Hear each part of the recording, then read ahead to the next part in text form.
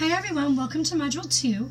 This week I wanted to backtrack a little bit and do my own class introduction for you. Now that you've all welcomed yourself to the class, I wanted to officially welcome myself to each of you as well. So a little bit about me is, obviously my name is Katie Boise and I am your professor for this class.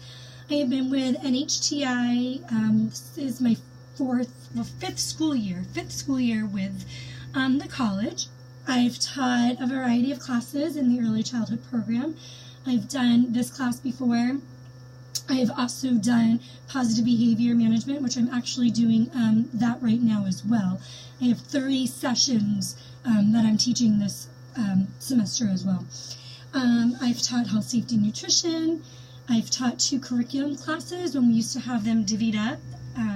So I taught the arts and STEM, which now they're kind of combined and put in within some of the other classes. So I've had a variety of classes and experience at NHTI.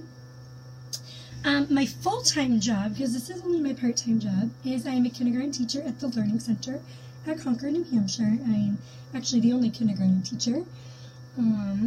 I have 2 of my own children at home. My oldest, Hunter, is a freshman in high school. I almost said college.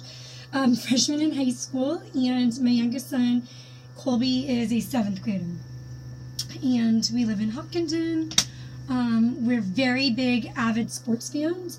Both of my boys play soccer.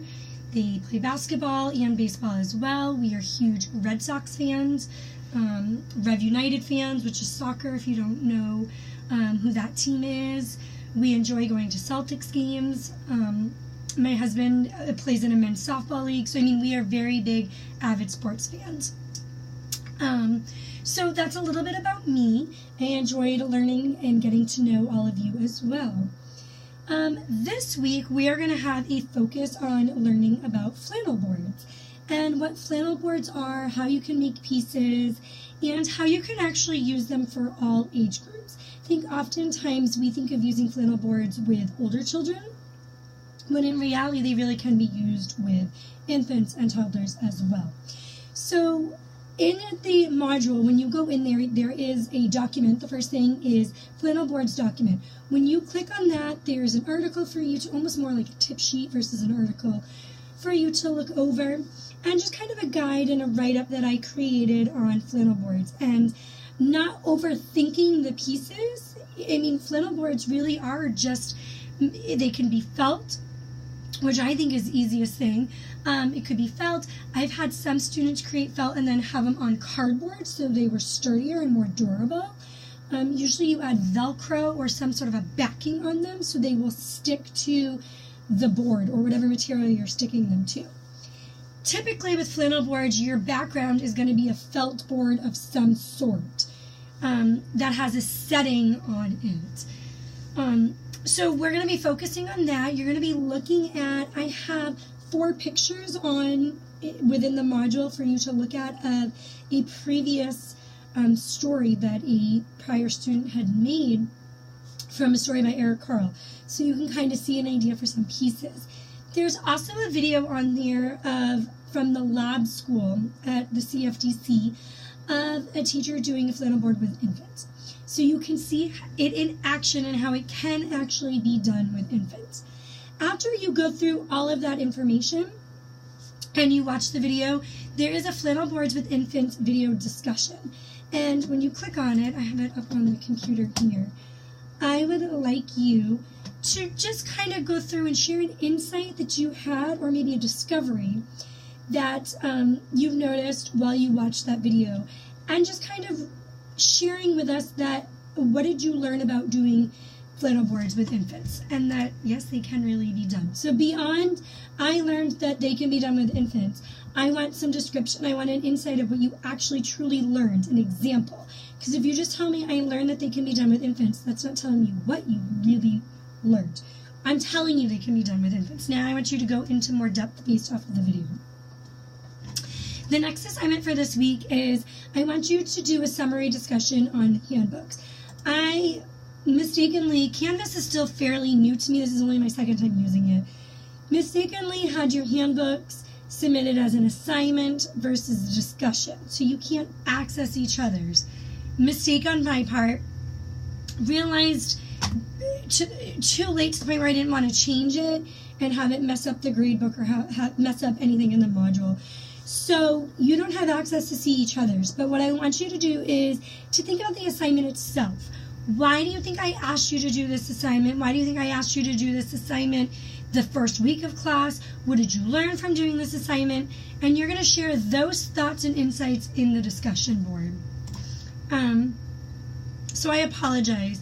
What I can do is kind of take a few and make a document with them and kind of show them through pictures. But my mistake realizing the difference with Canvas. The next thing is you are going to do a lab application, your first one this week. So with your lab application, when we do those throughout the semester, what you're going to be doing is you're going to be observing at your site or at your work, and I'm going to give you something to focus on each kind of throughout the semester. For your lab application number 1, what I want you to focus on is what are the children in your class or your observation site showing you that they know about reading and writing. And I want you to think about how are they demonstrating this? What are they doing to show you and demonstrating to you of what they know about reading and writing? And you're going to share that in the discussion. Then, when it goes back, I would like you to click on the Planning Successful Read Alouds discussion. In here, I have 3 different videos for you to watch. One of an infant, one of a toddler, and one of a preschool classroom. And they are done at the lab school. And it's of different teachers reading to the children. And I want you to watch the videos, take notes on all 3 of them. Then you're going to choose one of those 3 videos, only one. I want you to watch all 3, but you're going to choose one of them. And you're going to share with us, one, what age group you picked, and why you feel with us the way you do about the video. So how in the video are you seeing that it's a successful read aloud? What do you notice? What are the teachers doing? What are the children doing? And kind of compare that to the videos that we watched last week with Gail. And just kind of share with us your comments and stuff in the discussion. Then the last thing is I have the rubric for your toolbox assignment. Now, the toolbox assignment, I feel like students tend to overthink and make it this big when really it's not. Really, for the most part, the assignments are things that you're going to get and accomplish through our weekly assignments, weekly videos, but also through the textbook. So what I want you to do is to print out the rubric. Here's the first page. This is the second page. I know it's backwards, but and there's 14 different sections in the toolbox for this semester. And what I want you to do is create a system of some sort that helps you keep these sections organized. Personally, I think it's easier to create files, like a folder in Word, because that's what I have and that's what I'm comfortable with. Whatever system's easiest for you to keep track of all of them. So if you go, for example, section 3, item number 4 is first week books. You already have them from module 1. Those are the handout and your notes on the section that you got to read from first week books from last module. Number 6, whoops, hold on. Number 6 is your handbook. You already have that done. Put that in there. And then number 7 is flannel boards. Thinking about flannel boards, what are 2 ideas that you can use them? How can you use flannel boards? Use that. That's from this week. Put that in there. So don't overthink the toolbox, but also don't wait to organize it until the end.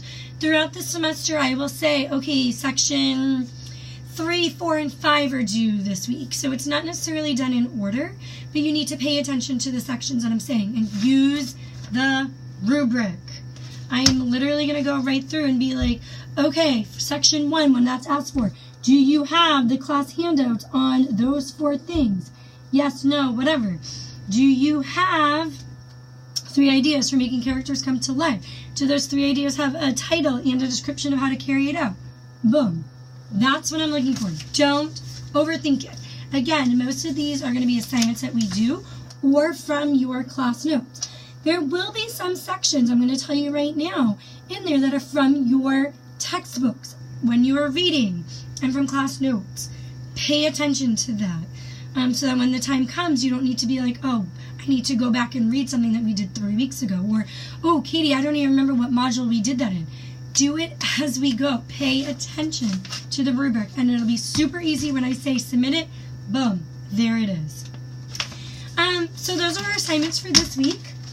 I am looking forward to looking over everybody's handbooks. I haven't started grading those yet, but I am excited to look them over and see the creativity that everybody had in those. So have a fantastic Module 2, and I will talk to everybody soon. Thanks.